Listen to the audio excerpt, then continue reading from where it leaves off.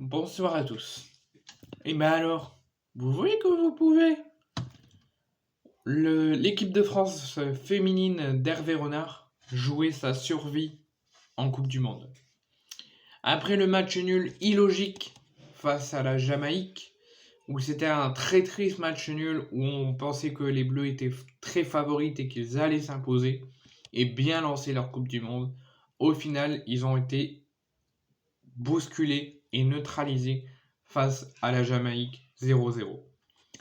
Donc l'équipe de France jouait aujourd'hui à midi, comme le premier match, pour le choc de ce groupe face au Brésil. Si le Brésil s'imposait, si les Brésiliennes s'imposaient, ils étaient officiellement sûrs d'être qualifiés en huitième avec la première place accrochée. Donc nous, on ne serait pas encore éliminés, on aurait eu comme dernier match la qualification uniquement, parce qu'on était sûr qu'on serait fini deuxième. Mais ça ne s'est pas passé comme ça. Les Bleus ont fait un largement meilleur match que face à la Jamaïque. Ils se sont bien écoutés. Ils ont écouté les consignes d'Hervé Renard très en colère et très furieux envers l'arbitrage. Ils ont été sérieuses. Ils ont vite rebondi quand ils se prenaient un but, parce que les Bleus ont bien démarré, ont ouvert le score, mais se sont fait égaliser et ils n'ont rien lâché. Ils n'ont pas baissé les bras. Et au final, les Bleus battent le Brésil, remportent le choc de ce groupe et prend une très belle option pour les huitièmes de finale de la Coupe du Monde, parce que les infos que j'ai eues, si les Bleus auraient fini deuxième, ils peuvent encore finir deuxième, mais si les Bleus finissent deuxième, ils pourraient affronter l'Allemagne en huitième de finale. Donc c'est largement mieux de finir premier pour avoir un adversaire plus abordable. Donc après son match nul face à la Jamaïque 0-0 lors de la première journée, la France a parfaitement rebondi, même de façon excellente, face au Brésil en s'imposant 2-1. Ils sont pas encore officiellement qualifiés, mais ils prennent une large option pour les huitièmes de finale et ils prennent surtout la tête de leur groupe par rapport au Brésil.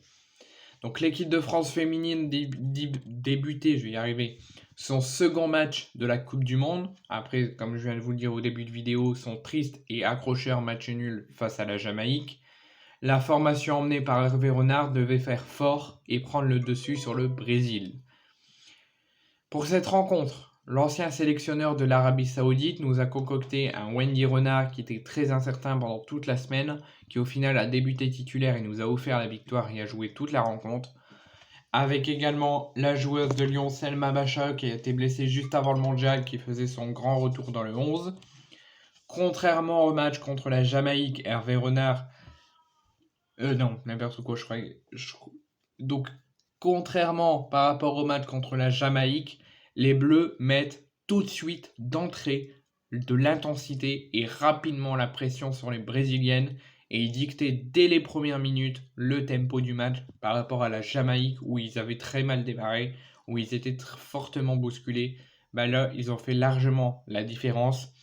Et ils ont tout de suite, dès les premières minutes, on n'avait même pas encore atteint les 10 premières minutes, qui dictaient déjà le tempo du match.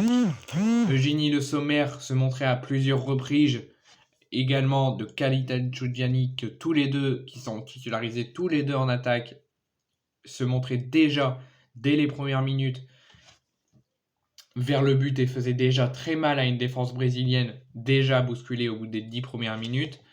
C'est d'ailleurs logiquement que les Bleus, après une très belle entame, une très forte pression mise déjà sur les Brésiliennes et un très bon tempo du début de match qui ouvre le score à la 17e minute, à force de tenter des occasions, ça finit par payer. Les Bleus et Eugénie Le Sommer ouvrent le score à la 17e minute. Et c'est largement mérité et logiquement. On pensait alors que la France allait tenir le coup, allait réaliser un gros coup, tant la domination au bout d'une vingtaine de minutes était largement totale, où les Brésiliennes étaient méconnaissables et totalement bousculées, mais c'est ce que je vois pour la première mi-temps.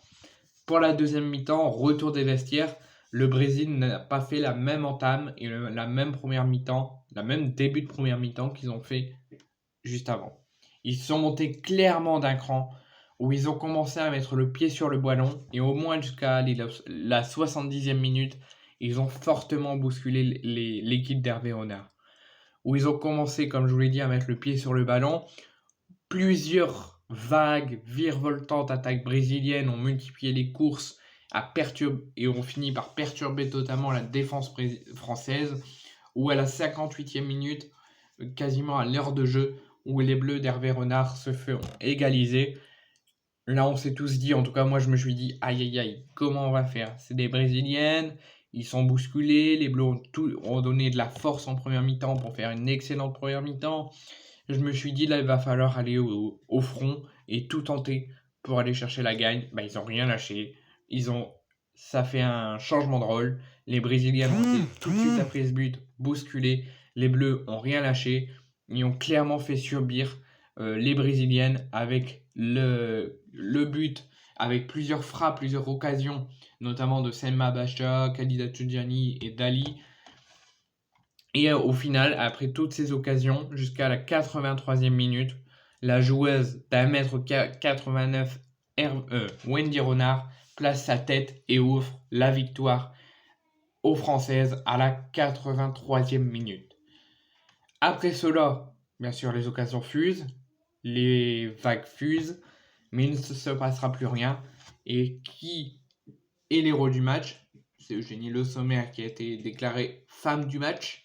Mais pour moi, ce n'est pas Eugénie Le Sommer, c'est Wendy Renard qui n'a rien lâché, qui était incertaine et quasiment forfait pendant toute la semaine, qui n'a pas fait un entraînement dit normal, qui a fait même pas un seul entraînement avant le match.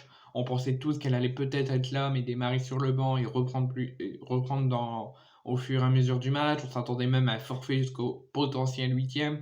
Ben non, elle n'a rien lâché, elle a serré les dents, elle est restée 90 minutes et elle nous offre la victoire et peut-être même la qualification. Donc franchement, bravo, et je la mets dans mes tops des matchs avec Eugénie Le Sommer, mais Wendy Renard, pour moi, elle est la femme du match. Ensuite, donc pour conclure, les Bleus restent invaincus dans les confrontations avec le Brésil. Sur 12 matchs, 7 victoires et 5 nuls.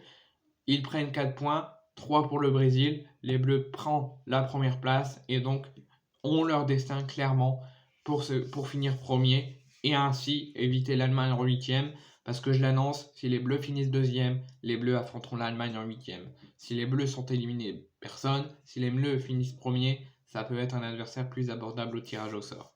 Donc moi je me dis bravo, vous avez rien lâché, vous avez été sérieuse, vous avez tout faire en deuxième période par rapport à la première période où vous avez tout donné. Mais c'est le football, mais au final, la France s'impose. La France prend une bonne direction vers les huitièmes de finale.